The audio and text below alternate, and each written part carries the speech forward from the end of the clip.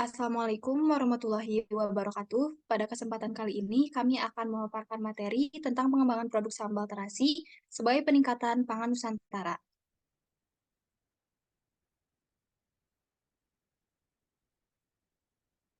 Di sini saya, Sania Nurul Utami, bersama ketiga rekan saya, Fitria Nurfadilah, Nadia Rizkia, dan Nabela Wulan Suci. Perkembangan budaya di Indonesia. Indonesia adalah negara yang sangat istimewa, dengan struktur geografis yang didominasi laut dan pegunungan, serta memiliki tanah yang subur, menyebabkan negara Indonesia memiliki sumber daya alam yang melimpah. Salah satu sumber daya alam yang paling terkenal yaitu kekayaan rempahnya. Semua itu membuat negeri kita kaya akan cita rasa kulinernya. Kekayaan sumber daya alam yang Indonesia punya juga dapat mempengaruhi keberagaman budaya Indonesia, khususnya budaya kuliner. Salah satu makanan yang paling mencolok perbedaannya yaitu produk sambal khas Indonesia. Hampir setiap daerah di Indonesia memiliki resep sambal dengan ciri khas yang berbeda-beda. Sambal menjadi salah satu pelengkap makanan yang banyak digemari oleh masyarakat. Ibarat kata, orang Indonesia tidak bisa hidup tanpa sambal. Selain itu, sambal juga dapat dijadikan sebagai oleh-oleh khas Indonesia yang dapat dibawa pulang oleh wisatawan yang berkunjung ke Indonesia.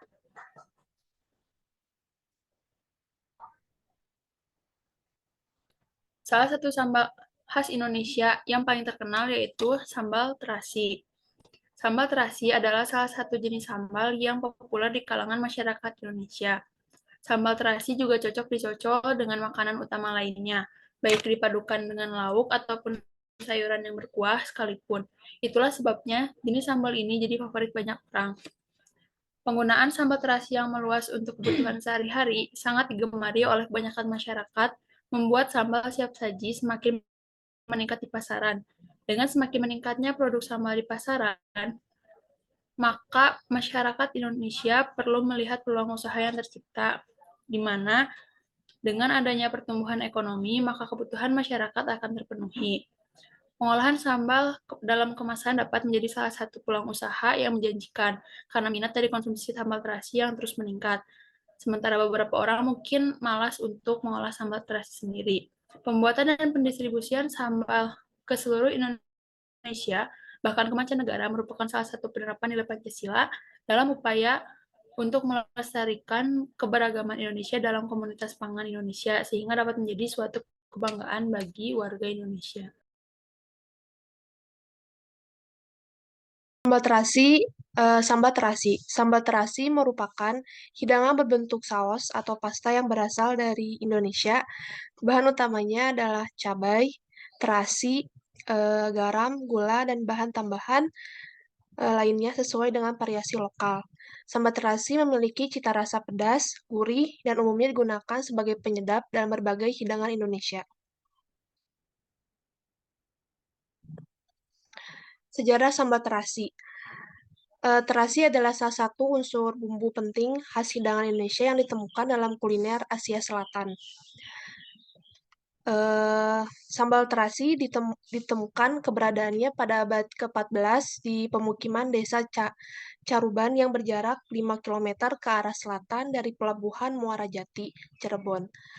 Pemukiman ini dikenal sebagai desa nelayan yang banyak disinggahi kapal-kapal dagang dari luar negeri. Di antaranya adalah kapal-kapal Cina yang datang untuk berniaga dengan penduduk setempat.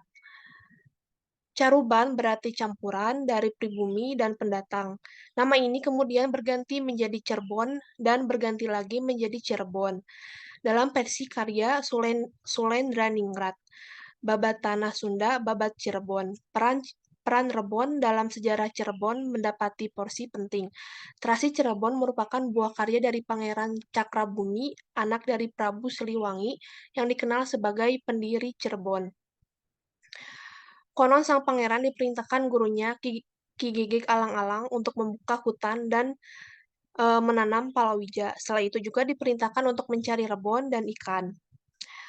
Calon-calon pembeli yang berdesak-desak tidak sabar dan berteriak, "Oga age gera bebek," Dari kata inilah akhirnya desa tersebut dinamai Grage yang berubah menjadi Grege. Kemudian mereka berkata dengan bahasa Sunda, "Aduh ngeunah teuing geragal teh."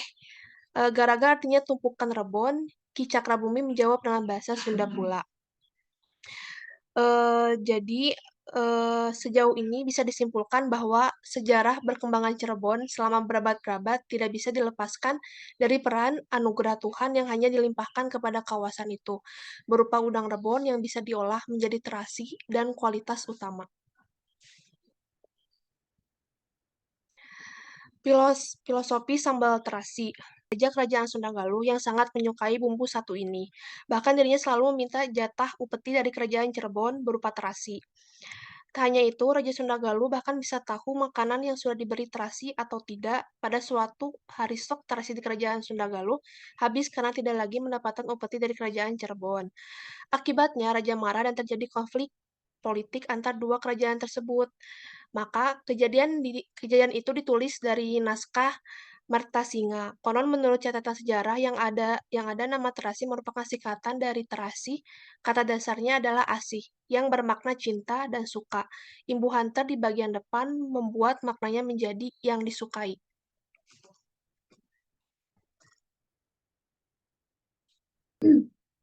Bahan baku pembuatan sambal terasi yaitu ada cabai, tomat, bawang merah, garam, gula, terasi, dan juga minyak.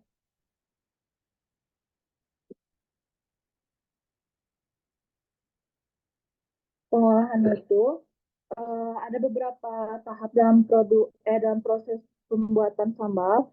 Lalu sambal dalam kemasan dibuat dengan mengacu pada aspek pengendalian proses produksi sesuai dengan peraturan Kepala Badan POM yang isinya itu yang pertama ada penetapan spesifikasi bahan, lalu penetapan komposisi dan formulasi bahan, penetapan cara produksi yang baku, penetapan jenis, ukuran, dan spesifikasi kemasan, penetapan keterangan lengkap tentang produk yang dihasilkan.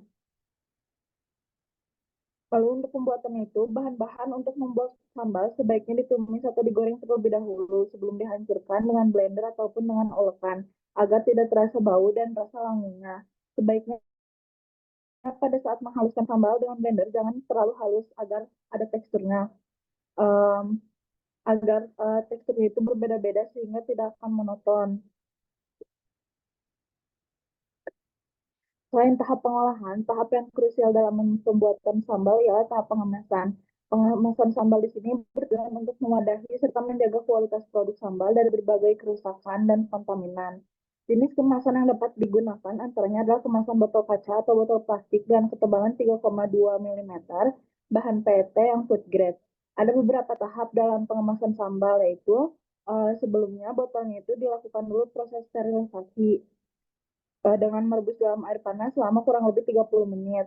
Lalu dikeringkan dan juga dengan cara ditiriskan. Lalu mengemas dalam botol plastik, sambal harus dalam keadaan dingin terlebih dahulu, embung dan sambal meluap. Kemudian tutup botol serapat mungkin. Cara ini dilakukan dengan pemberian segel aluminium pada penggunaan botol plastik atau tutup plastik botol kaca. Lalu perbanyak jumlah minyak saat memasak sambal. Minyak dapat menjadi pengawet alami. Menambahkan tomat atau jeruk nipis dapat meningkatkan kadar asam sambal yang membuat umur simpanan menjadi lebih panjang. Penggunaan media sosial sangat pesat di Indonesia sehingga para pemasar menggunakan media sosial sebagai salah satu alat pemasaran. Banyak penelitian atau riset yang meneliti tentang pemasaran melalui media sosial. Maka dari itu, kami memilih promosi melalui media sosial. Pemasaran produk sambal terasi melalui media sosial agar jangkauannya itu luas, termasuk orang-orang dari berbagai latar belakang dan juga lokasi geografis, serta dapat mencapai potensial pelanggan dari berbagai negara dan kota dengan biaya yang relatif lebih rendah. Kebanyakan masyarakat memilih belanja suatu produk di media sosial karena mudah diakses sehingga dapat mempermudah untuk pembelian. Kemudian ada penerapan Pancasila pada sila pertama, yaitu keberagaman sambal menunjukkan keberagaman budaya. Sambal sebagai contoh kuliner khas Indonesia mencerminkan keberagaman budaya. Setiap daerah di Indonesia memiliki variasi sambal dengan cita rasa dan bahan-bahan yang berbeda, yang mencerminkan kekayaan kuliner dan keberagaman budaya di negeri ini. Salah satunya yaitu sambal terasi yang merupakan salah satu kuliner kebanggaan Indonesia yang memiliki peran penting dalam menciptakan kekayaan rasa dan keanekaragaman kuliner di tanah air. Kemudian pada sila kedua yaitu distribusi sambal ke seluruh Indonesia dan dunia yang memiliki nilai kemanusiaan. Sila kedua Pancasila adalah kemanusiaan yang adil dan beradab, yang menekankan pentingnya keadilan, kesetaraan, dan keberadaban dalam hubungan antar manusia. Penerapan sila kedua ini dapat tercermin di dalam distribusi sambal ke seluruh Indonesia dan dunia. Kemudian pada sila ketiga yaitu upaya peningkatan keberagaman sambal Indonesia ke seluruh dunia. Penerapan sila ketiga ini dapat memainkan peran penting dalam upaya peningkatan keberagaman sambal Indonesia ke seluruh dunia. Peningkatan keberagaman sambal terasi Indonesia ke seluruh dunia dapat memperkuat daya saing produk tersebut di pasar internasional. Kemudian pada sila keempat, rakyat memiliki kesempatan untuk berkontribusi menambah pendapatan negara. Partisipasi rakyat dalam produksi sambal terasi ini dipasarkan ke kancah internasional dapat memberikan kontribusi positif terhadap pertumbuhan ekonomi nasional. Kemudian yang terakhir, sila kelima membuka lapangan pekerjaan baru dan perlunya kerjasama. Dengan adanya kerjasama antara produsen, petani cabai, dan distributor dapat menggandeng peternak terasi untuk menjadi mitra usaha dalam produksi sambal.